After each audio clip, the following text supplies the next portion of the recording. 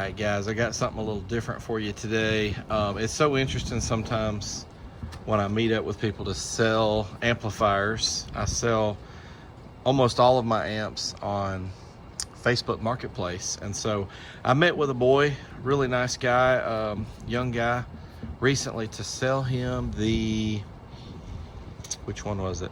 The monoblock blow pump, which was a much better fit for his system than what he was doing with this amplifier. So when I met with him, he pulled up bumping, and I got to talking to him about what he currently had. And we often do get into these kind of discussions. And he said, well, come on over and I'll show you. And he mentioned that he had just bought this amp the day before. And he said he had the receipt and everything. And I said, look, why don't you take it back? Because he had offered to sell it. And I said, look, I mean, I might would buy that from you to put on my channel. And he offered it to me at a decent enough price that I could probably get my money back, or maybe lose very little, probably less than normal. And but I really tried to push him to take it back. I said, if you've got the receipt and you think they'll take it back, that's what you should do. Get a full refund. You'll get a lot more for it that way.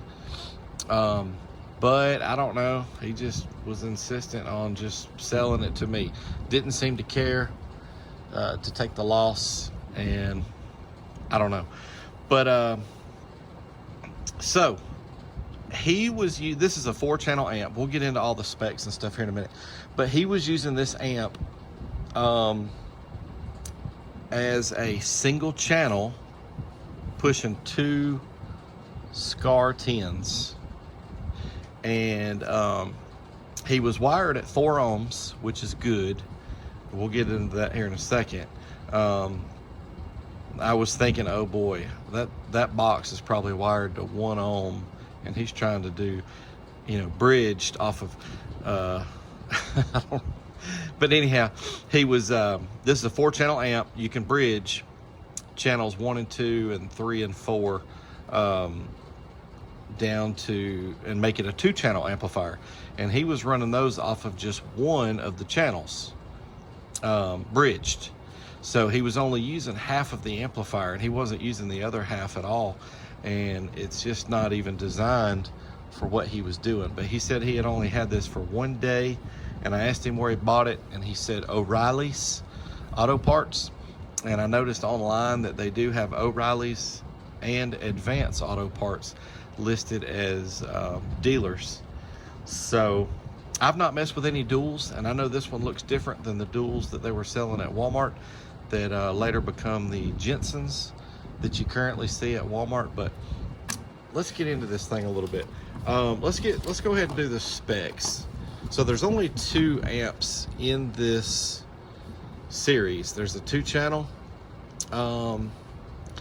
and a 4-channel. We've got the XPR540 right here. So you see that it's rated 150 by 4 at 4 ohms, 300 by 4 at 2 ohms, or 600 by 2 at 4 ohms bridged. So he was wired like this, but only using one of the 2 channels. So I guess basically the way he had it, you would say he was using, 300 watts, because he was at 4 ohms, thank goodness. And then here's a peak music power of 1200 by 4, which is if you were 300 by 4 at 2. I don't know, and it says peak, so we shall see. We shall see. So they're calling this a 1200 watt amplifier. Pretty simple owner's manual, but decent enough. You get a high level inputs and screws, and actually some washers. Warranty card, and then another manual. Let's see, is that for just another language, or is that for, I guess, yeah, this is just for another language. All right, let's take a look at it. The dual, let's look at the inputs here. All right, right here we have line inputs, left and right, and then front and rear, and high level inputs here. You can put it into 4-channel mode or 2-channel mode. Let's see, the crossovers here. So this one has the you can turn these without needing a screwdriver. You can put a screwdriver in there as well, but for your front channels, here's your gain. You crossover, you can go to low pass, off, or high pass. And if you're on either low pass or high pass, then you can adjust your frequency from 50 to 500. But if you turn it off, then it's going to play the full range. And then you have a bass boost off, 6 dB, 12 dB, front and rear. So same thing for the rear channels. So, and then you have a light that serves as the power and protect. So I kind of like the colors there. The black and orange looks pretty good. Here's the other end. So you do have your spade or fork terminals. The manual says 8 gauge, up to 8 gauge in here, and 16 over here for your speakers. But these are all just your standard. These are bigger, these are larger. For the ground and battery is larger. Then the remote there looks the same size as the speaker. But you'll see here that you'll have your, if you want a bridge, you use the left negative and the right positive. And you can do that for the front and the rear. So if you wanted this to be a 2-channel, you would use this one and this one. And then down here, you'd also use this one and this one. And again, it shows that there pretty nicely. So also 225 amp fuses. So only 50 amps of fusing. That tells us right there, we're not gonna see anywhere near 1200 watts. Let's look at the bottom here. There's a little bit of stuff here on the bottom.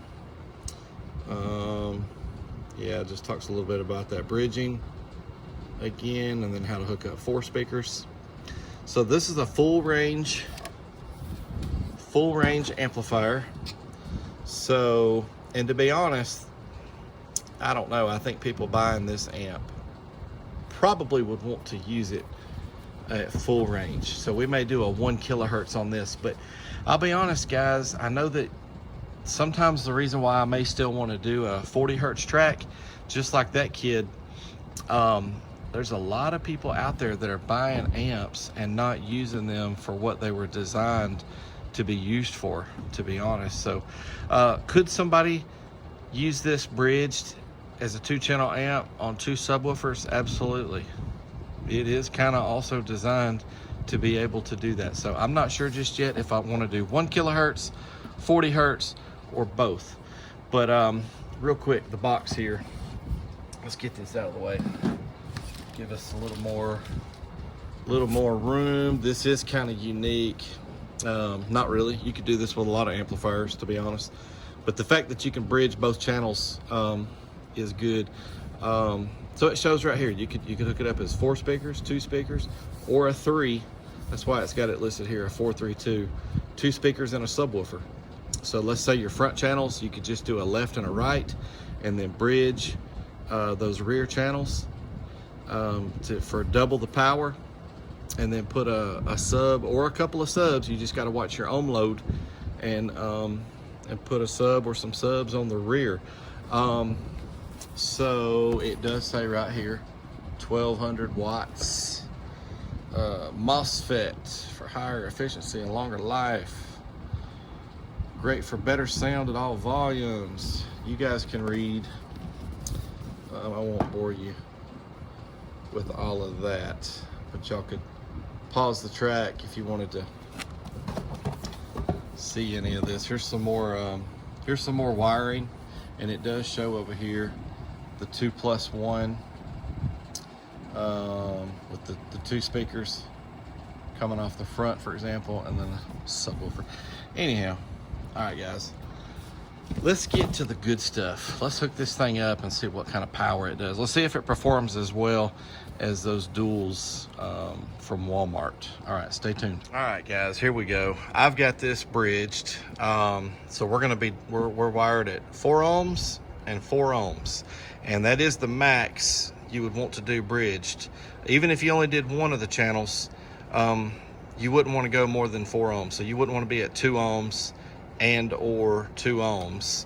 Even if you were at 4 and 4, not bridged, you still wouldn't want to be at 2 down here for the one channel.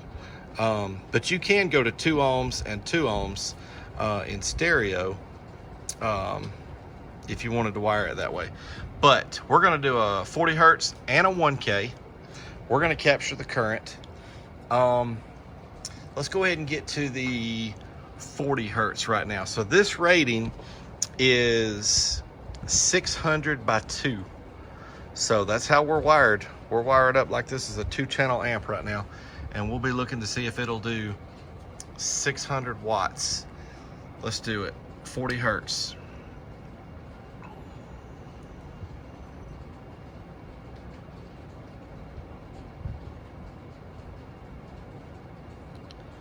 $170.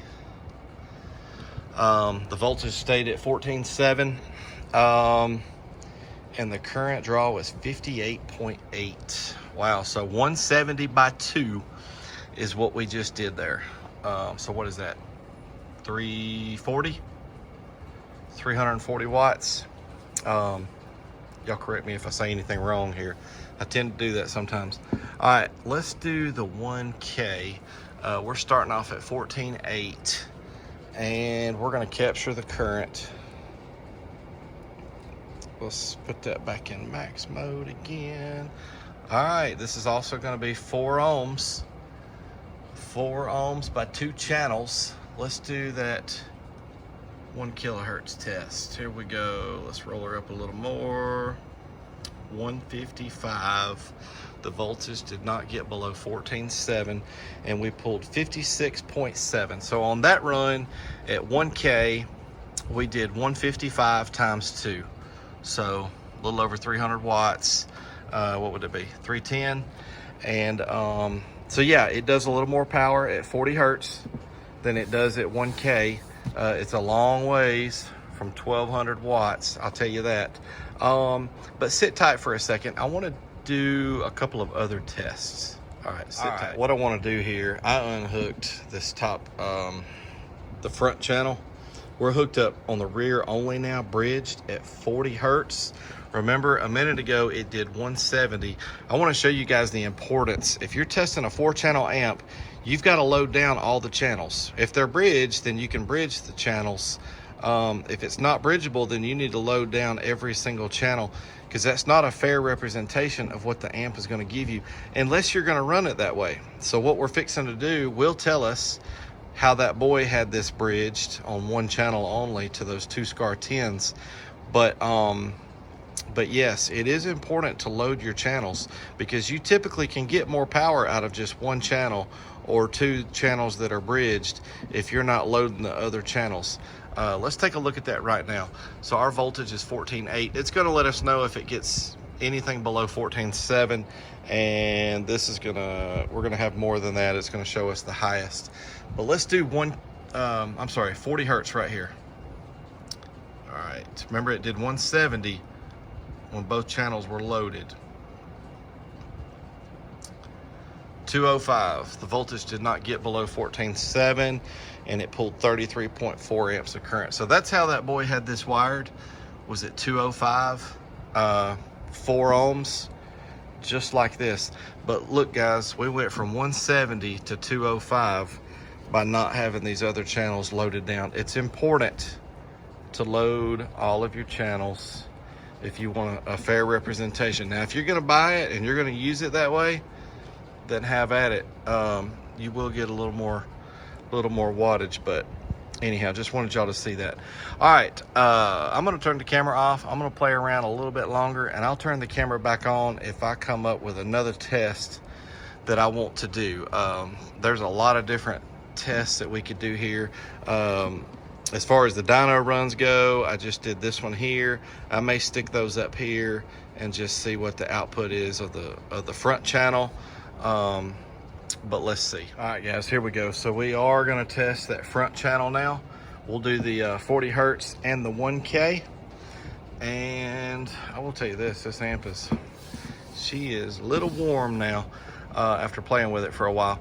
All right, so remember earlier we got 170 at the 40K. I'm sorry, 40 hertz. And then we did 155 at the 1K. So let's see if there's any difference between the front channel and the rear channel. I will tell you this, before I got started, I did gain match these. I actually did it with the DD1 and a multimeter, just testing the voltage. And so these are gain matched extremely well right now. All right, let's get to it. Let's do the 40 hertz first. Let's see what we get. We did 170 earlier. 160. Voltage did not drop below 14.7. And I forgot to put this in the hold mode, or the max mode. All right, let's pause that track. Let's reset this. Let's go to the 1K. See what we get at 1K. 153.